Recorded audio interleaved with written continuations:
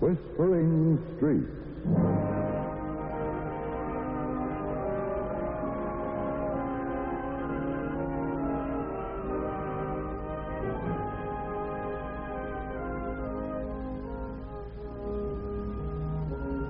And here is Bette Davis. Hello.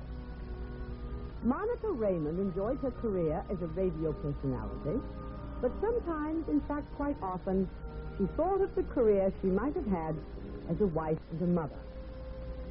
Now, as Monica and her secretary sat at a desk opening fan mail from listeners... Must be a couple of hundred, Monica. How did you ever dream up the idea? Monica Raymond against music, telling stories for children from 6 to 60. No, it just came to me, I guess. Well, funny part of it is you don't like children. The day that young sound man brought his little boy to the studio, you brushed right past him. He was holding out his arms to you and... Monica? What's the matter? I love children, Laura. I'm afraid to show it. When a youngster holds out his arms to me, I just get all quivery inside and back away and try to cover it up with a wisecrack if I can think of one fast enough. I don't get it. Laurel, I'm going to tell you something that nobody knows. Nobody on the studios, that is. I'm a widow. I once had a child of my own. But everybody calls you Miss Raymond. Where's the child? I said I had a child. Mal and I... My husband's name was Malcolm. Mal and I lived in the suburbs, and one night after everybody was asleep, there was a fire. Defective wiring, they said. Mal carried me down the stairs. The baby's room was on the ground floor, and we thought the nurse had the baby outside. And then we saw the nurse all alone. So Mal darted back into the house, and I tried to rush after him, but a fireman caught me and held me, and then the roof caved in. It's the most awful thing I ever heard. So that's why... Yes. That's why I want to tell stories to children. And paradoxically, why I want to avoid contact with children. When a woman's loved and lost, Laurel, she's afraid to love again, for fear she'll lose again. That's why I cover myself outside with a veneer of sophistication. I'll get it. Since you told me what you told me, I feel all gone in the pit of my stomach. Monica Raymond's apartment. Yes, I'll see. It's Michael Truesdale, Monica. Oh, again. The third time he's called today. Hello, Mickey. No, I don't want to have dinner with you tonight. No, I can't accept a weekend invitation to your cottage at the beach. Well, no, I won't. I can't. Why? Well, I'm going out of town this weekend. No, you can't drive me where I'm going. I'm awfully sorry, Mickey. I appreciate all your offers, but the answer is no. Goodbye. Oh, that pest. He's a very important producer, but he's just a pest to me. But won't he discover you haven't gone out of town? Well, somebody's bound to ask me to go somewhere. You know, just out of sheer cussedness, I swear I'll accept the first invitation that comes my way. Anything to keep away from Michael Truesdale. Well, how about getting on with the letters, Okay. Here's one from a little boy who's promised to eat his spinach if you'll send him your picture. His name's Harold. And here's one from a man who's going to see his old sweetheart after 20 years. He wants a copy of that poem you read yesterday about love lasting forever. Well, And, here's your invitation, Monica. my invitation? Get a load of this. We listen to you every evening right after supper, Miss Raymond, and we've taken a fancy to you. We've even got it doped out what you look like. You have white hair and a sweet smile. White hair and a sweet smile. Oh, my. Our farm's in a valley surrounded by mountains. We've read that the city's having a heat wave, and so, well, Miss Raymond, we're wondering if you'll visit us for a spell. We can promise fresh air and country food It will probably do you worlds of good. So I guess you're all set. What on earth are you talking about, Laurel? Do you really suggest that I spend the weekend with strangers?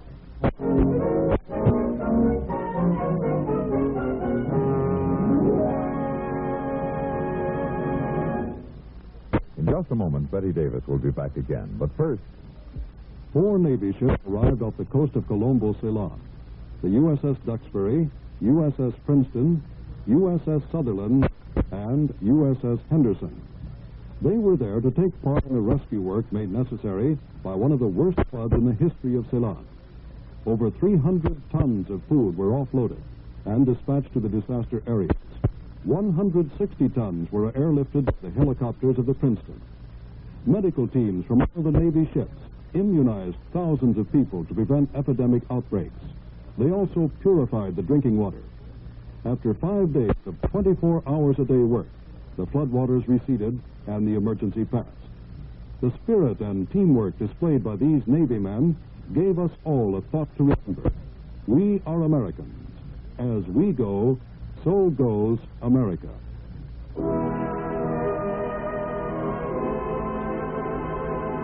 and now back to our story with Bette Davis. Monica stared at her secretary with a look expressing both surprise and disapproval. She read for the fan letter that Laurel, her secretary, had just read. Remember, Monica, you swore that you'd accept the first invitation that came your way. And here it is, made to order. Well, good heavens, Laurel, I don't even know this person. Let's see, his name is Dennis Maxwell. Probably an old farmer. He and his wife go in the Children of 60 class. Laurel, he's enclosed a timetable and a railroad ticket. Well, what do you know? A farm in the valley sounds divine. And the country food sounds like 10 pounds back distributed. It's only for a weekend. Be a good sport. Go. You said you would. Well, now, a joke's a joke, Laurel. Says if I whine, he'll meet me at the depot. The place is called Simpson's Corners. That sounds like deep country. Truly rural. Oh, dear. Hello? Oh, yes, Mr. Truesdale. Well, no, Mr. Truesdale, I think she's going away. No, I don't think you should come here. Mickey, I wish you'd stop bothering me. No, I won't change my mind. Of course I'm going away, just like I said. Where? To a place you never heard of. It's way out in the country. Simpson's Corners, if you're interested. Well, some friends have invited me to visit them on their country estate. Please excuse me, Mickey, I must pass. Well, that's that. The die, so to speak, is cast, Laurel.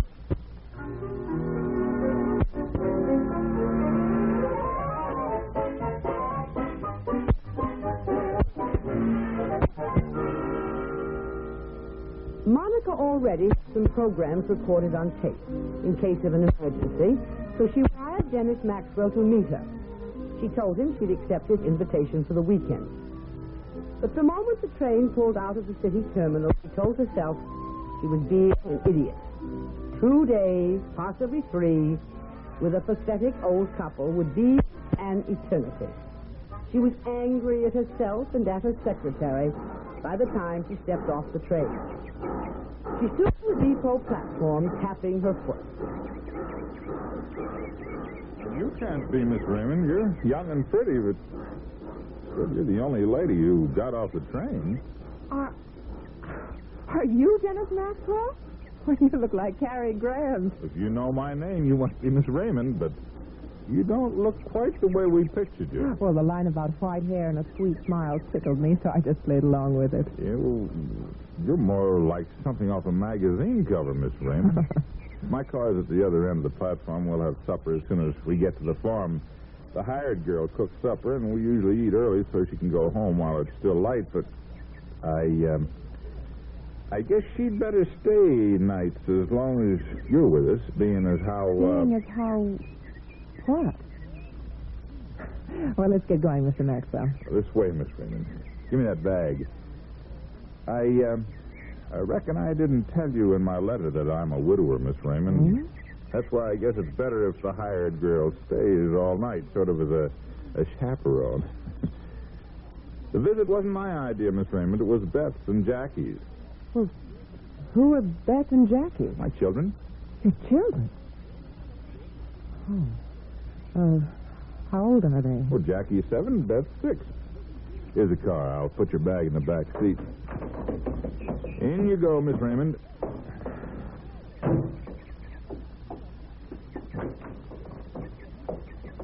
I reckon the kids will be just as surprised when they see you as I was.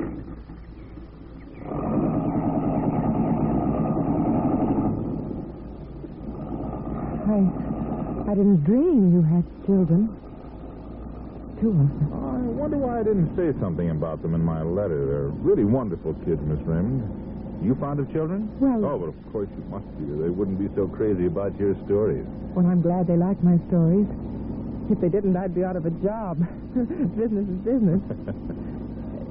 This is a very nice road. It's all dappled with sunlight.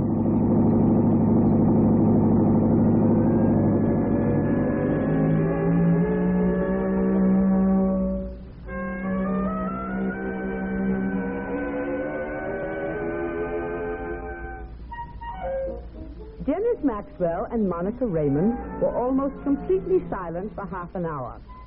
Dennis asked an occasional question. Monica replied with a yes or no. And then the car climbed a steep grade, and as it came down on the other side. That's my farm over there in the valley, Miss Raymond. The White House with the red outbuildings across the road from it. Oh, it's almost too far to see. There's so many trees. Does the house have green shutters? No, blue. Hold tight, Miss Raymond. I always coast when I come to this last hill that brings the car right up to the gate. We're close to the jumping-off place, Miss Raymond. It's a nice jumping-off place. Yeah, it's peaceful, anyhow. Very peaceful. Are those your children hanging on the gate? Beth and Jackie? Yeah, Jackie's holding out his puppy so you can see it first thing, and Beth has her doll in her arms. Miss Raymond, I've got to tell you something before we meet my kids. Well, okay, go ahead. It's your voice. When you read poetry, you sound the way they think their mother's voice sounded. They don't remember her, really. She died long ago. But it's all kind of mixed up and unexplainable, but children are queer. Grown-ups are queer, too. Yeah? Folks get goofy ideas without meaning to do it. Hey, Jackie, Beth, here's your friend. Your hair is white.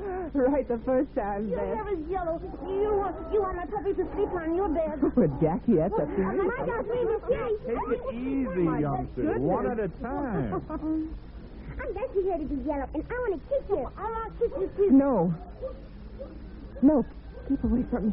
I have a kitty. You can see my kitty. I got baby chickens, and you gotta see my little chickens. There's a meal cake for supper. Can I call you Aunt Monica? If you want to. What do you do when supper's over? We listen to you, usually. Then the children go to bed, and then I sit on the porch and think things out. When I go to bed, I want Aunt Monica to undress me. I want her to hear me say my prayers when I go to bed, too. I'm sorry, but that's out. Don't be so rough with them, Miss Raymond. Now I know why you were evasive when I asked you if you liked children. Go to the head of the class, Mr. Maxwell. Well, all right, children, I'll hear your prayers. But you're big enough to undress yourselves.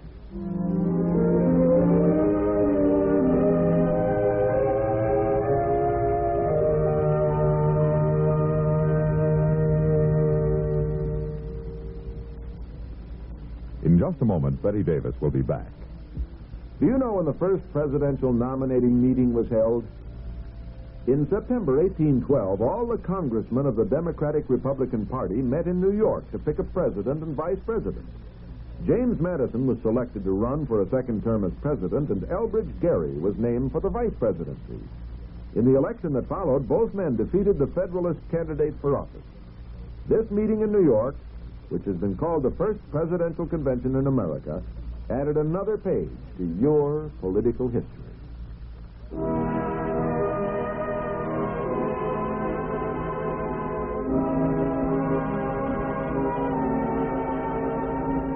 And now back to our story with Bette Davis.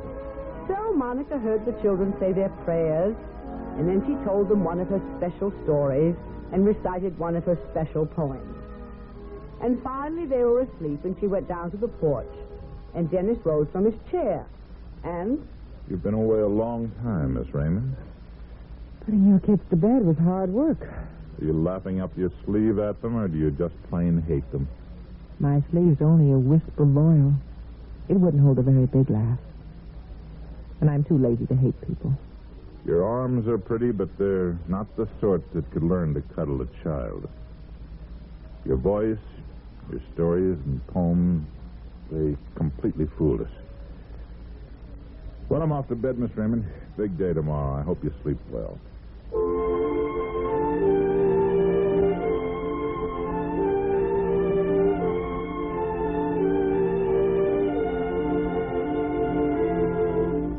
Dennis Maxwell was up and out of the house long before Monica opened her eyes. So she had breakfast with the children hanging over her, and then she was taken on a tour of inspection. Daddy, what toy is Sally? I'll show you my kitty yet. No. I want to show her my chicken. All right, just a minute. I'll see the kitten first because that's the girl. And she has priority. My kitten's great, and she has blue eyes, Aunt Monica. Oh. What's in the rain? Well, it's that flimsy stuff they put on top of lemon pie.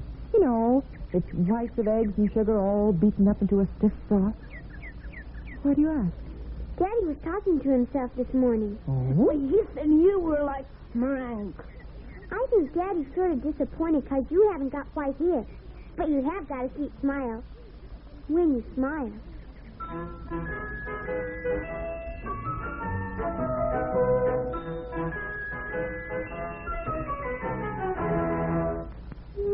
Dennis Maxwell was remote at noon dinner, so Monica was equally remote. But it took some doing, because the kids had fallen for her hard. And she was mad about them, and, well, almost mad about their father. A week went by, and she tried to act sophisticated, to wisecrack and be bristle, for if I let go, she told herself, I'm licked. I'll lay myself wide open to be hurt again. Things reached a climax when Jackie ran to meet his father one night and fell in the gravel path and got up screaming. Honey, Monica, come quick. Get the herb blade and make her well. Get the herb blade, please. Now get up and don't be such a baby. Only sissies cry. Miss Raymond, haven't you any human sympathy? Come with me, Jackie. I'll put peroxide on your knee. I don't want peroxide. I want a good to get it and make you well. You'd better go with your father, Jackie. Yeah, Jackie. Come on, stop crying. Come along with me, son.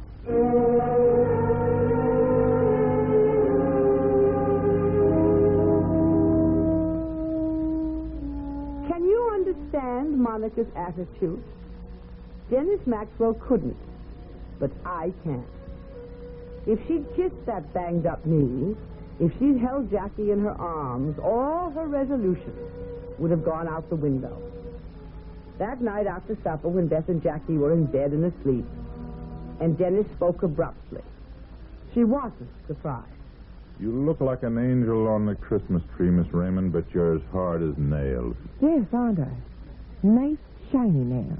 Children's mother was gentle and kind. I told myself that I owed it to them to fill the place she left vacant. Always thinking of the children, aren't you? Never of yourself.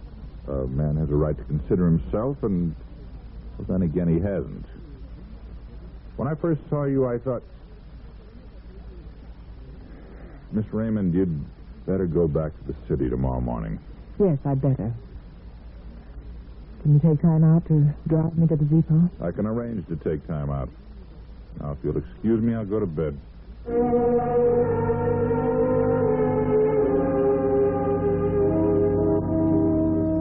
So Dennis vanished, and Monica made her way upstairs and started to pack. But all at once, as if drawn by an invisible magnet, she went tiptoeing across the hall and into the children's room and knelt between their beds. And suddenly she was praying. Oh, God. Make their lives full and beautiful. It's a man coming in, someone who's untouched, who loves her as much as I do. There you are, Aunt Monica. Jackie, does your knee hurt very badly? No, it don't hurt one bit. You wanted to kiss it, didn't you? Yes, Jackie, I did. So terribly much. I know. And so did Beth. But Daddy didn't know. Well, you're smarter than he is. Jackie, I'm going away tomorrow. Well, why are you going to leave us when you love us? Well, I can't answer that. Maybe I can. I was a dope not to understand. What are you doing here? Listening. Children are queer, but even so, they're able to see into hearts when grown-ups can't. Why did you put on the act? What? To fool you. But there are a couple of other reasons. Kiss me good night, Aunt Monica. Good night, Jackie. Kiss back good night, too. Yes, darling, I will. Good night, both of you. Good night, darling. And now you'll come down to the porch with me and explain. Well, it may take me quite a while to explain. Dennis, there's a swell guy and a little baby up in heaven. And maybe your children's mother's there, too. And maybe she's holding my baby close right now. Just as I'll be holding her children close here on earth from now on.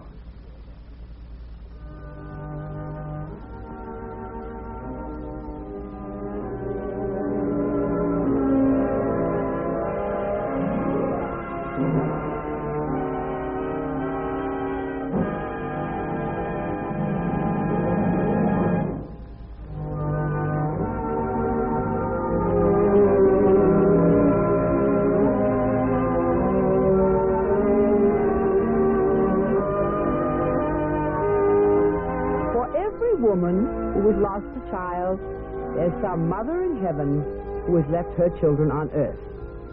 It's heartwarming and deeply comforting to feel that they may get together in that place beyond the sunset. Perhaps Monica Raymond was guided to the Maxwell farm by a divine providence. And perhaps the constant phone calls from Mickey Truesdale were just an instrument in that direction.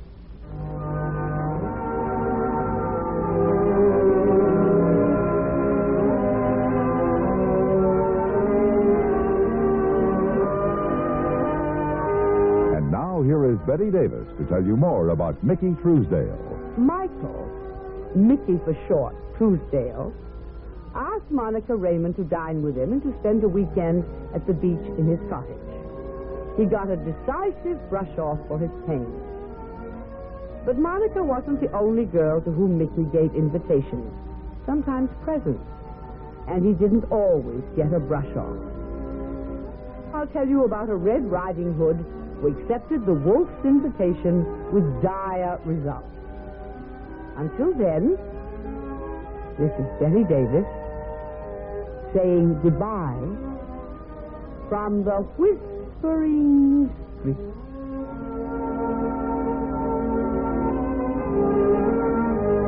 Today's program was written by Margaret E. Sangster.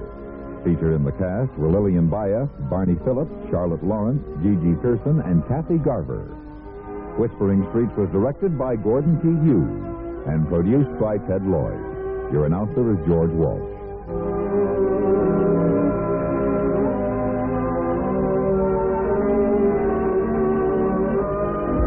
Whispering Streets has come to you through the worldwide facilities of the United States Armed Forces Radio and Television Service.